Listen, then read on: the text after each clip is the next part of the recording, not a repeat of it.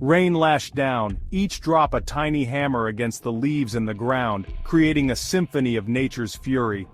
The forest was alive with the sound of the storm, a cacophony that drowned out all other noises. A cold wind howled through the trees, its icy fingers reaching out to anyone brave enough to be caught in its grasp. The wind seemed to carry whispers, secrets of the forest that were meant to stay hidden. Sarah shivered, pulling her thin jacket tighter around her.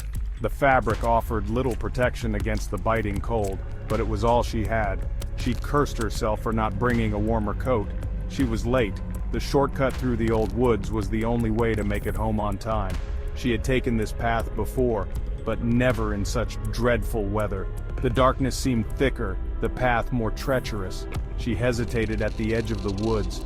Everyone knew the stories, strange sounds, eerie figures, the tales of people who had ventured in and never come out, but she had no choice.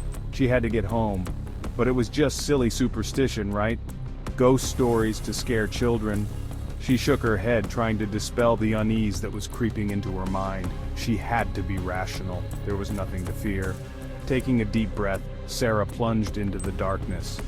The forest seemed to close in around her, the trees forming a canopy that blocked out what little light there was. She could barely see a few feet in front of her.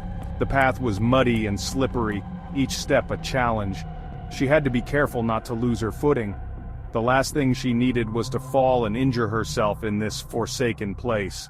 The gnarled branches of ancient trees reached out like skeletal fingers as if trying to grab her. She ducked and weaved, avoiding their grasp. The forest seemed alive, watching her every move. Rain dripped from the leaves, cold and clammy against her skin. It soaked through her clothes, making her shiver even more. She could feel the chill seeping into her bones.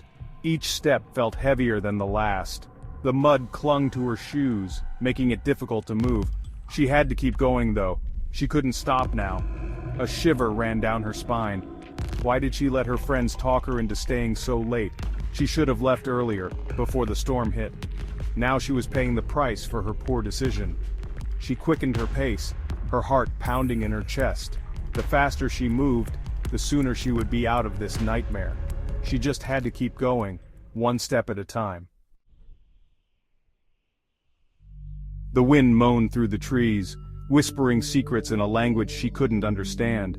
The air grew heavy, thick with the smell of damp earth and something else. Something metallic. Sarah's unease grew with each step. She felt a presence, unseen but watching. Her hand trembled as she reached into her pocket, fumbling for the comfort of her flashlight.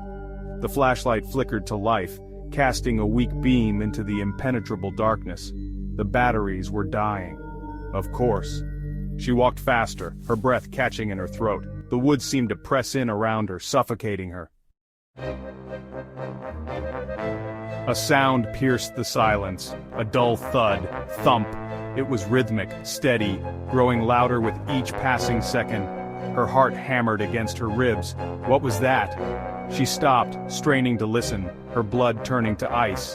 Thump, thump, closer now. It was coming from somewhere deeper in the woods, somewhere she didn't want to be. The flashlight flickered again, plunging her into momentary darkness. Panic surged through her, cold and sharp. She had to get out of there. The flashlight sputtered back to life, casting a pale circle of light on the path ahead. The beam flickered, struggling against the dense fog that seemed to swallow everything around it. Sarah's heart pounded in her chest, each beat echoing in her ears as she strained to see through the murky darkness. The forest was eerily silent, save for the occasional rustle of leaves and the distant hoot of an owl. She took a cautious step forward, her breath visible in the cold night air, and that's when she saw it. A figure stood in the shadows, tall and gaunt, its edges blurred by the darkness. It seemed to blend into the trees, almost as if it were a part of the forest itself. Sarah's grip tightened on the flashlight, her knuckles turning white. She wanted to run, but her legs felt like they were made of lead.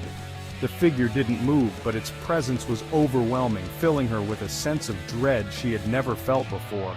It was unnaturally pale, almost glowing in the gloom. The light from her flashlight seemed to reflect off its skin, giving it an ethereal, almost ghostly appearance. Sarah's mind raced, trying to make sense of what she was seeing. Was it a ghost? A trick of the light? She blinked, hoping it would disappear, but it remained, as real as the trees around her. Its eyes, two dark pits, seemed to burn into her. They were devoid of any emotion, just endless voids that seemed to pull her in. She felt a chill run down her spine, her instinct screaming at her to look away, but she couldn't. Those eyes held her captive, paralyzing her with fear. A twisted grin stretched across its face, revealing rows of sharp, pointed teeth. The smile was unnatural, too wide, too menacing. It was a smile that didn't reach its eyes, a smile that promised nothing but pain and suffering. Sarah's stomach churned, the sight of those teeth sending waves of nausea through her. It was a smile that promised pain, a smile that spoke of nightmares, the kind of smile that haunted your dreams and left you waking up in a cold sweat. Sarah's mind flashed back to the stories she had heard as a child, tales of creatures that lurked in the shadows, waiting to prey on the unsuspecting. She had always dismissed them as just that, stories. But now, faced with this horrifying figure, she wasn't so sure. Sarah froze, her breath caught in her throat. She wanted to scream, to call for help, but no sound came out. Her body refused to obey her commands, every muscle locked in place. She could feel her heart racing, the blood pounding in her ears. The world around her seemed to fade away, leaving only her and the figure in the darkness. The figure took a step towards her, and the thumping grew louder. Thump! Thump! Each step it took seemed to reverberate through the ground, shaking her to her core. She could feel the vibrations in her feet, the sound echoing in the stillness of the night. The figure moved with a slow, deliberate grace, as if it had all the time in the world. Sarah's mind screamed at her to run, but her body remained frozen, trapped in a nightmare from which there was no escape. Section 5. Run! Terror shattered the paralysis that gripped her. She stumbled back, her foot catching on a gnarled root. She fell, the flashlight flying from her grasp, disappearing into the undergrowth. Scrambling to her feet, she didn't waste time looking back. She ran faster than she'd ever run before. The wind screamed in her ears, the branches clawed at her clothes. But she didn't stop. She couldn't stop. Not with that thing behind her. Thump, thump, thump. The sound of pursuit spurred her on, fueling her terror. The woods were a labyrinth, twisting and turning, but she didn't dare slow down. She burst out of the woods, gasping for breath, her legs screaming in protest. The familiar sight of her street, bathed in the orange glow of streetlights, filled her with relief. She didn't slow down, not until she reached her front door, fumbling with her keys, her hands shaking so badly she could barely get the key in the lock. Finally, the door swung open. She tumbled inside, slamming the door shut behind her, the sound echoing in the sudden silence. She leaned against the door, her chest heaving, her body trembling. Safe, she was safe. As her breathing slowed and the adrenaline began to fade, she became aware of a throbbing pain in her ankle. She must have twisted it when she fell. Limping over to the light switch, she flicked it on. The sudden brightness made her squint. Then she saw it. A handprint. On her front door, just above the handle. It was a large handprint, much larger than hers. And it was stained a dark, ominous red. Blood. Morning light streamed through the window, chasing away the shadows of the night. Sarah lay in bed, her body stiff and sore, her mind replaying the events of the previous night in a continuous loop. Had it been real, or just a product of her overactive imagination, fueled by fear and the spooky stories she'd heard? She got out of bed and limped over to the door, her heart pounding in her chest. The handprint was gone, not a trace remained. Relief washed over her, followed by a wave of doubt. Had it ever really been there? She went about her day, trying to convince herself it had all been a bad dream. The events of the previous night played over and over in her mind like a haunting melody she couldn't escape. She tried to focus on mundane tasks, hoping the routine would drown out the fear. But every shadow seemed to whisper. Every creak of the house seemed to echo with the terror she felt. She couldn't shake the feeling that something was watching her, waiting for the right moment to strike. But the fear lingered, a knot of dread in the pit of her stomach. It was as if the handprint had left an indelible mark not just on the door, but on her very soul.